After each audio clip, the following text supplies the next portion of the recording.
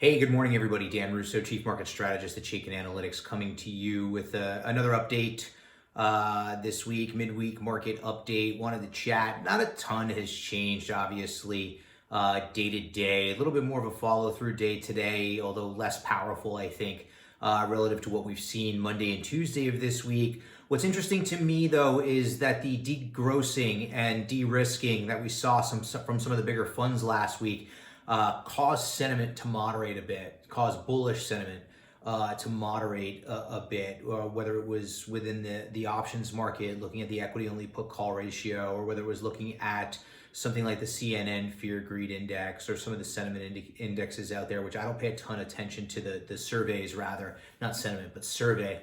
Don't pay as much attention to survey data. I'm more interested in what are you doing. I could care less what you're saying. Anybody can say anything. If you have a fight with your significant other and then somebody asks you if you're bullish or bearish, that fight might impact what you say about the market. Could happen. So I don't put a lot of weight into surveys. I put a lot of weight into what people are doing with their money, right? Put call ratios, the VIX, things of that nature. So some subtle shifts, a little less bullish than what we've seen, which the market pulled back about 3% or so from its high last week. So that makes a ton of sense. What I'm more interested in, though, is what is the trend? We've been talking about it. The trend is up. It's been up since the March lows. And then where are we within the context of that trend? In Chaikin Analytics, we use our short-term overbought, oversold indicators to give us a clue as to where we are within the context of the trend. In an ideal world, we think it makes sense to become more aggressive when you are closer to oversold within the context of an uptrend, right? For the past couple of weeks, we've been talking about the fact that we're overbought within the context of an uptrend, right? And we've been saying use that to calibrate your aggression levels. You don't want to be as aggressive in that environment. And then here's how that plays out. Market kind of drips higher, and then we get a week like last week, market rolls over. You haven't been aggressive, hopefully, so you haven't been adding new capital. The capital that you do have at risk, hopefully you have a risk management process. Maybe that risk management process on your individual names started to kick in last week. I know some clients that I was talking to said their risk management process was starting to kick in. And I said, that's great. That's what it's there for. It's there to protect you in case something cascades. And then what happens? The market gets closer to oversold, right? SPY no longer overbought, working towards oversold. IWM in an oversold position, Qs on their way to oversold. And this happens above support, okay? And then Monday comes around and, after kind of assessing everything that happened in the tail end of last week, the de-risking, the degrossing, and the work that I was doing over the weekend, I put a note out for clients saying that this de-risking could present an opportunity. So you see how that works. You were invested, you were riding the wave, hopefully.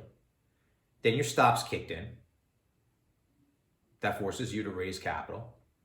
Then the opportunity presents itself on Monday morning and again yesterday. So it's a wave process. Think of it as in terms of almost like the tides and the waves. If you were fully invested and you didn't have a risk management process, the market comes in about 3% last week.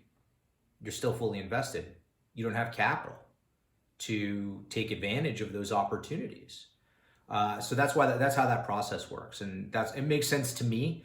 Obviously, make it your own. This is not intended to be any kind of specific investment advice. Make it your own.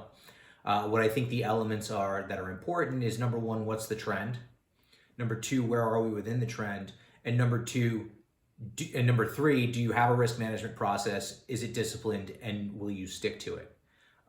What you do for yourself, I tell this to everybody, you have to make that your own. I don't know your time frame. I don't know your risk tolerance. I don't know what the rest of your portfolio looks like. If you're thinking about adding ideas, a lot of people come to me and they ask me, what ideas do you like? What stocks do you like? Well, I know what I like, but what I don't know is where does that fit in your portfolio? What if I like a software company? I'm talking about a software company, and you already own 3 software companies. Does that mean you should automatically add the one that I like? Probably not. You probably want to give it some thought, see where it fits in. What if, I like a lot of growth names right now, but you're already heavily invested in the growth factor? Well, adding more growth is probably not a smart portfolio allocation decision. So it's always important to make it your own. I kind of view my role as a strategist as kind of the quarterback almost of like assessing the field, seeing what's going on, seeing where the opportunities are, seeing where the risks are. But ultimately, it's within the framework of the individual investor, I think, for them to understand where an idea fits into their portfolio, if it fits in at all. I think having a risk management process is vitally important to long-term success as an investor. But that means something for everybody. I have a completely different risk tolerance than anybody else. So what works for me may not work for somebody else. The point is to make it your own. I do continue to think, though, bigger picture, answering those three questions, what's the trend? I think the trend remains up off the March lows. Where are we within the context of that trend? Closer to oversold than to overbought. Okay. Do you have a risk management process in case something happens? I think once you can answer those questions, you can start thinking about ideas and where they fit in to the bigger picture within your portfolio. So that's kind of how I view things here in the near term. Not much has changed, right? I think fixed income is kind of interesting in that it's sending a message of going further out on the risk curve. Treasuries remain under pressure. Even as the market was selling off last week, treasuries weren't exactly bid aggressively. I think yields are coming into play there. And something that I noticed this morning was that real estate was starting to catch a bid. RWR, I don't have a view on real estate here other than to say its relative strength has been improving of late. So is that a function of real estate getting better? I don't know. Is that maybe a function of people gravitating there for yield in a world where the 10-year is at 1%? Maybe. This is all part of the mosaic that I try to put together. But more importantly, whether you trade real estate or not, whether you invest in treasuries or not, there's a message there.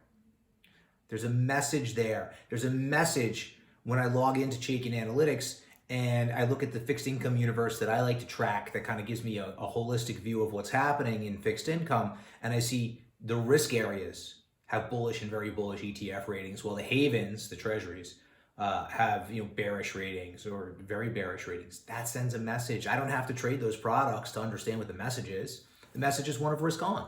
And we talk about a lot about that stuff week in and week out in our notes to clients, day in and day out in our notes to clients as well. So those are some big picture thoughts. Kind of went over a lot. Some of it more process focused. I think process is important. I always have, and it's important to make the process your own, and kind of see where ideas fit into your framework. So those are my views right now. Closer to oversold within the context of an uptrend. Some shifting going on under the surface I've talked about. I'm encouraged by the fact that technology looks to be reasserting its leadership position. It's the largest weight in the S&P 500. I've touched on all this in my notes. Hopefully you're seeing my notes. If you're not, head over to our website, chaikinanalytics.com, to get some more information there. Be well, be safe. I'll be back with another update soon.